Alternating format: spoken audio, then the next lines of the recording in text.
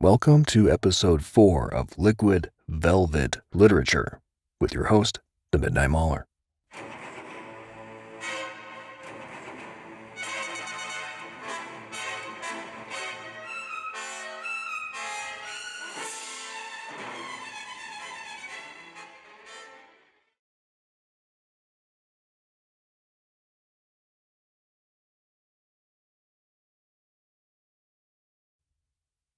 All right, welcome to episode 4 of Liquid Velvet Literature on Prose Radio. Midnight has arrived with 4 olives, extra dirty, and Shakespeare. This is Sonnet 12. When do I count the clock that tells the time, and see the brave day sunk in hideous night, when I behold the violet past prime, and sable curls all silvered o'er with white, when lofty trees I see barren of leaves, which erst from the heat did canopy the herd, and summer's green all girded up in sheaves, borne on the bier with white and bristly beard, then of thy beauty do I question make, that thou among the wastes of time must go, since sweets and beauties do themselves forsake, and die as fast as they see others grow. And nothing 'gainst time's scythe can make defense, save breed, to brave him when he takes thee hence. I hope that one day, when all of this is gone, every trace of us has been vanquished, and everything rebuilds again, that all the good books will be saved somehow. Dare to dream, right?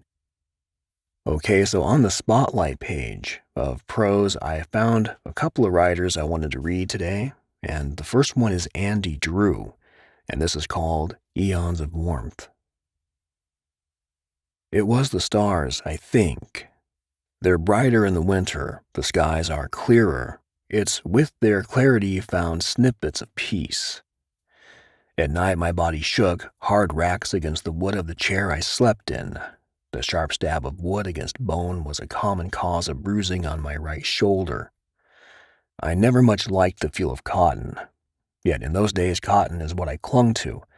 Though touching it sent goosebumps up my neck, I enveloped my body in the dead plant, 2 layers of it if I could. Even now I can still feel the horrid texture gently sliding against the very tip of my left forefinger, yet my body shook with chills and the cold hurt. Life with stiff joints and cramped muscles. Cotton would do. I would sit on the back of the truck and look at the stars. Look at them through the thin wisp that was my breath. I'd feel the wind bite through my 3 layers as the wind whipped about my loose hair. My stomach would growl and the sharp pain right below my diaphragm would stab. The dull ache spreading down to my lower gut because the moldy bread I had for breakfast was not enough. It was never enough. Nevertheless, I looked at the stars. Mornings were filled with coughing and freezing showers, if I could work up the courage to endure such torture. The smoke from the nightly fire would be so thick I could taste it down to the back of my throat all day. It would scratch with every word I spoke and flavor my food. So when I got home, I would sit on the truck and I would look at the stars. I would breathe the daggered air because only the sharp pain of the frigid winter could cure the taste of raw smoke. I dreamed of a warmth I did not have, of people I did not have near, of bread without mold, of a bed. What is summer but the celebrated prime of the survivors? Spring is but a youthful testing. The summer is the celebration where not a single fear is held of the soul-piercing wind of a winter night. Stars live outside the wane of a freezing winter. I took comfort in seeing their warmth, eons old.